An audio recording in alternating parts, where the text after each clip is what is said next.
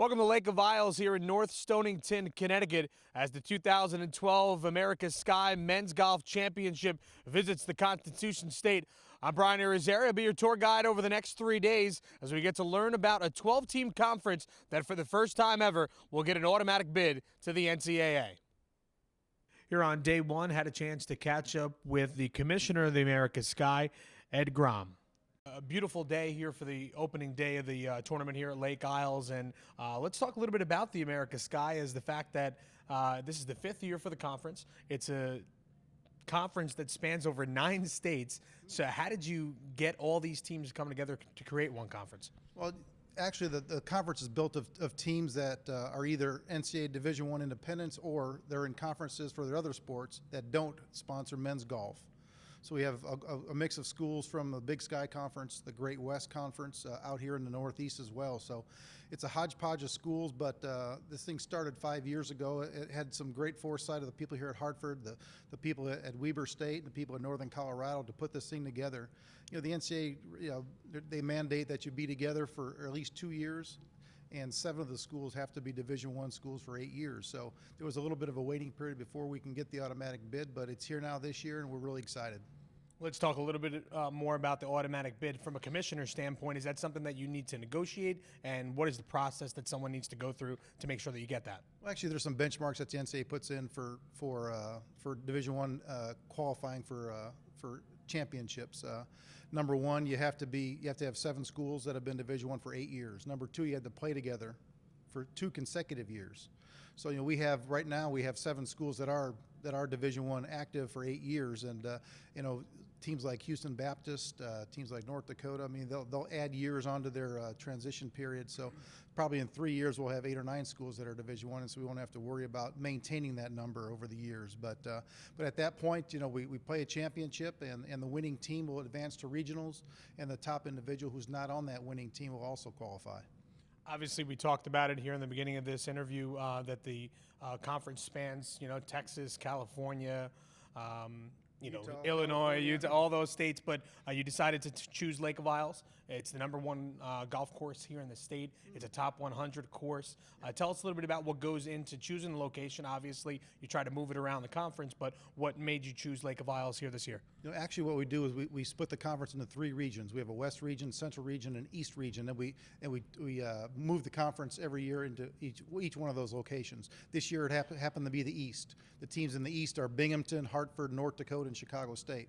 So those 4 schools get together and they look at different courses, and they kind of put together a bid on where they want the course being held. And whoever's, we look at everything from the quality of golf course to hotel availability, experience for the student athlete, and we came up with Lake of Isles. The University of Hartford did a great job in putting this bid together.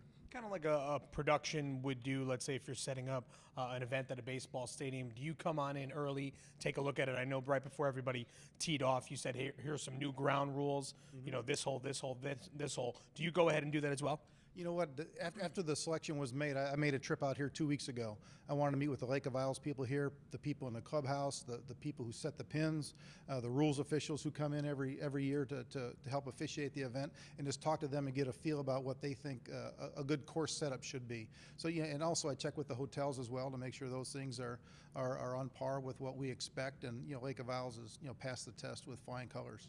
Obviously, just one round in the books almost here, and we still got a couple more groups to come on in. But from a commissioner standpoint, everything rolling well? It's I tell you what, the course is very difficult right now with the wind blowing, and we have very good golf teams, very good individual players, and some people who haven't shot in the 80s all year are shooting in the 80s on this golf course. So, I mean, they may have to come up with some new strategy with the wind conditions the way they are, as cool as it is out here.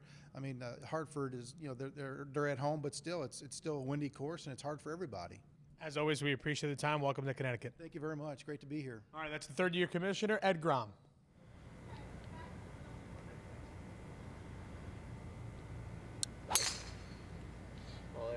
Brian Irizarry, Cameron Rappley of Sacramento State right now, 1 under par. First group in, so you're the leader. Ideal day here for golf in our neck of the woods, but you're coming from the West Coast. How did you make the adjustment? I don't really know how I made the adjustment. I mean, it was cold this morning at 8 o'clock when we teed off. Right now in Sacramento at 8, it's usually about 75 degrees, so this was a little different for us. But I guess my philosophy is just keep it in the fairway and hit on the greens. Play more strategy than going at pins when the weather's nice and warm and that stuff. So it was just a grind. It was a grind from hole 1.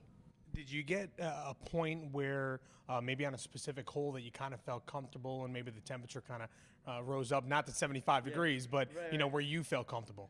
On this golf course, not once. I was swinging pretty bad when I warmed up, and I swung bad on the first hole. I hit a provisional on the first hole, so that was a terrible start. So pretty much from hole 1, I swung bad all the way around. So there's not a tee shot out here that I felt comfortable, no. How did you make the adjustment? Because the wind, it seemed like it picked up throughout the course of the afternoon. I teed it lower and hit it lower, so it stayed in the air less seconds. So that's how I made the adjustment. It was not pretty, no. So obviously this is just the first round. You guys will have another 2 days from here. So you're the first group in, and you got plenty of time. You still got to wait for a bunch of groups to come in. So what's the rest of the afternoon look like for you? Actually, when I finished, I actually opened up my iPhone and I looked at my finance. I have a finance test on Thursday, so I was looking at the study guide for that. So that's pretty much the plan. Go look at the study guide and go to sleep probably. So there's not much fun. It's cold out here, man. You guys don't have any beaches or anything, so yeah, we'll just go study. Yeah. All right, well, congratulations on the good opening round. Thank you. All right, that's Cameron Rappley. Obviously, it's not 75 degrees out here in Ledyard, Connecticut, but here's the leader as of right now.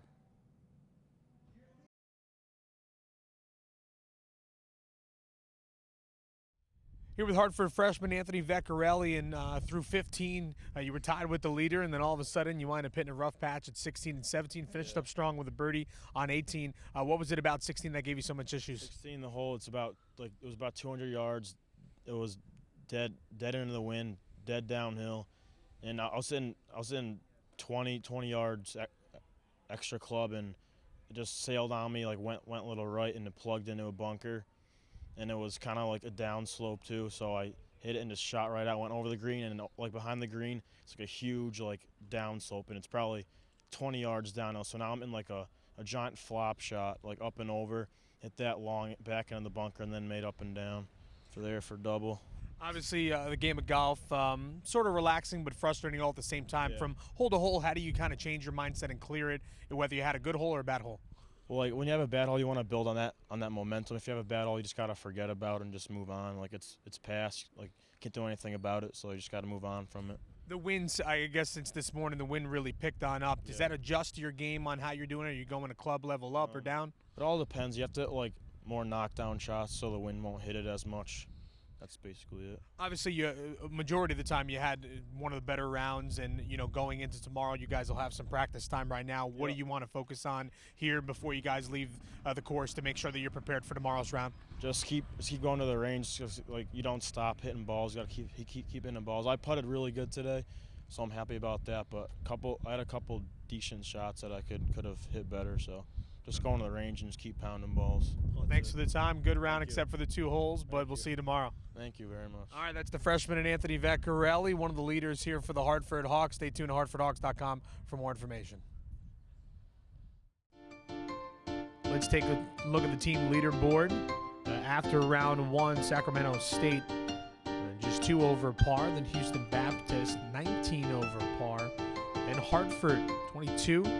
Binghamton at 25 over par. And then Seattle and Utah Valley University tied for 5th, being 26 over par. Let's run out the team standings. As you can see, Weber State, Northern Colorado, North Dakota, Texas Penn, American, CSU Bakersfield, and Chicago State University.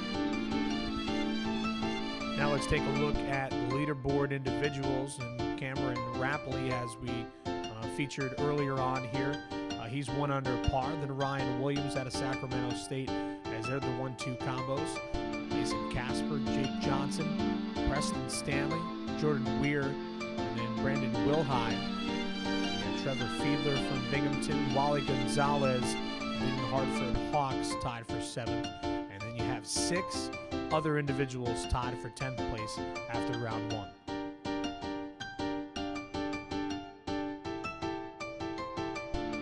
So that wraps up the action here for day number 1. Coming up tomorrow, we'll sit down with the Director of Golf Operations, Patrick Boucher. We're going to lay the land here at Lake of Isles, as well as new things coming up in round number 2. For the America's Sky Men's Golf Championship. I'm Brian Irizarry.